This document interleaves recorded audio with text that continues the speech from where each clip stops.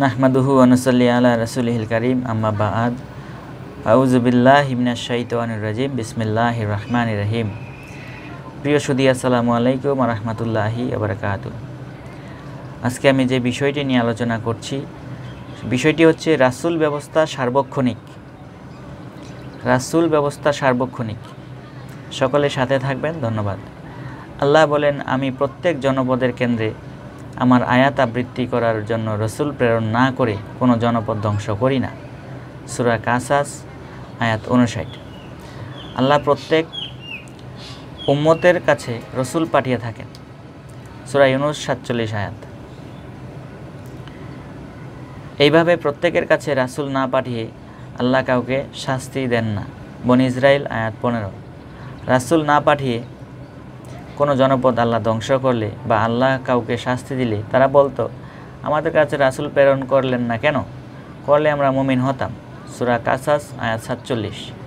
মুমিনদের মধ্যে থেকেই মুমিনদের কাছে রাসূল পাঠায়, যারা মুমিনদেরকে পবিত্র করে। সূরা ইমরান আয়াত 64। যারা রসুলগণকে অস্বীকার করেছিল তাদেরকে জিজ্ঞাসা করা হবে, তোমরা কীভাবে কাফের হলে তোমাদের মধ্যে রসুল থাকা সত্ত্বেও? সূরা ইমরান আয়াত 101।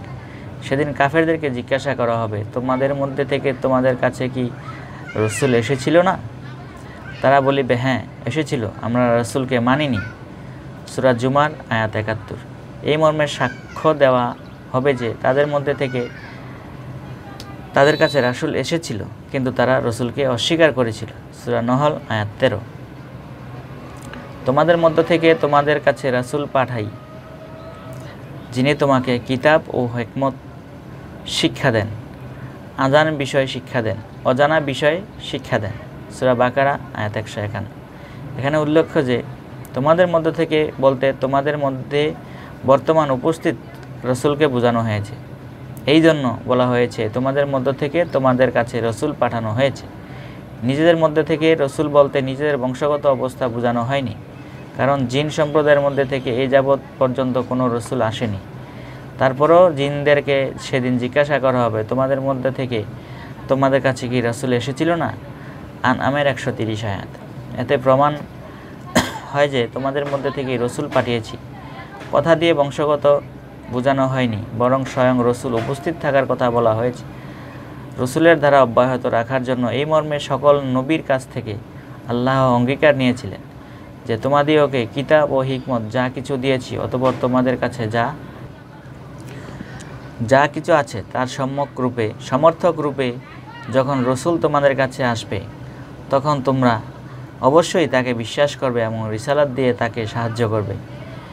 এই সম্পর্কে আমার অঙ্গীকার তোমরা কি গ্রহণ করলে? তারা বলিল, আমরা স্বীকার করলাম। সূরা ইমরান আয়াত 81। তাই প্রত্যেক নবী তার শেষাংশে একজনকে রিসালতের ভার অর্পণ করার মাধ্যমে রসুল পদে একজন রসুল রেখে গেছেন, যাতে পরবর্তী নবী আসা পর্যন্ত রসুলের দ্বারা অব্যাহত থাকে। যেমন মুসা আলাইহিস সালামের পরবর্তীতে হারুনকে স্থলাভিষিক্ত করল। সূরা আরাফ 142 আয়াত। তার পূর্ববর্তী ধারাবাহিকভাবে পর্যায়ক্রমে রসুল এসেছে। সূরা বাকারা 87 আয়াত। এভাবে ধারাবাহিকভাবে একের পর এক রসুল পাঠিয়ে রসুলের দ্বারা অব্যাহত রাখা হয়েছে। সূরা মুমিন আয়াত 44। এইভাবে নবীর শেষাংশে রিসালাতের ভার অর্পণের মাধ্যমে পরবর্তী নবী আসা পর্যন্ত রিসালত প্রাপ্ত রসুলগণ দায়িত্ব পালন করেন। এই মর্মে আল্লাহ বলেন, নবী প্রেরণের বিরতির পর অর্থাৎ 2 নবীর মধ্যবর্তী ফাতারাতি পিরিয়ডে আমি রসুল পাঠাই, যাতে তারা না বলতে পারে আমরা তো কোনো সতর্ককারী রসুল পাইনি। সূরা মায়েদা আয়াত 19। এই আয়াতে ফাতারাতি শব্দ এসেছে। ফাতারাতি অর্থ 2 নবীর মধ্যবর্তী সময়কাল। আরবি অভিধান পৃষ্ঠা 1862। যেমন নবী ঈসা আলাইহিস সালাম এবং নবী মুহাম্মদ সাল্লাল্লাহু আলাইহি ওয়াসাল্লামের মাঝখানে 500 বছর, এই পিরিয়ডটা ফাতারাতি পিরিয়ড, যেখানে কোনো নবী ছিল না।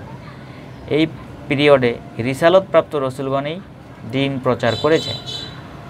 পূর্ববর্তী নবীর কিতাব অনুসারে দ্বীন প্রচার করাই একমাত্র রিসালত প্রাপ্ত রসুলগণের দায়িত্ব। সূরা মায়েদা আয়াত 99। এইভাবে ফাতারাতি পিরিয়ডে নবী অনুপস্থিত থাকে আর অনুপস্থিত ব্যক্তির অনুগত্য করা সম্ভব নয়। বিদায় পবিত্র কোরআনে নবীর অনুগত্য করো মর্মে কোনো আয়াত আসেনি। নবী সার্বক্ষণিক নয়, বরং রসুল সার্বক্ষণিক উপস্থিত থাকে বিদায় কোরআনে বারবার রসুলের অনুগত্য করো কথা বলা হয়েছে। ফাতারাতি পিরিয়ডের রসুলগণ কিন্তু নবী নয়, এরা শুধু রসুল। এখানে উল্লেখ যে নবী এক সময় শেষ হবে 33-40, তাই আল্লাহ বলেন রসুল না পাঠিয়ে কাউকে শাস্তি দেই না। 17-15।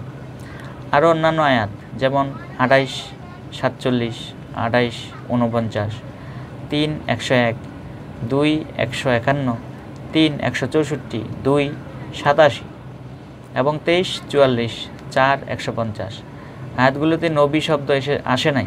যদি উপরোক্ত আয়াতগুলিতে নবী শব্দ আসতো, সেক্ষেত্রে নবী যখন শেষ হবে তার পরবর্তী সময়ে কাউকে শাস্তির আওতাভুক্ত করা যেত না।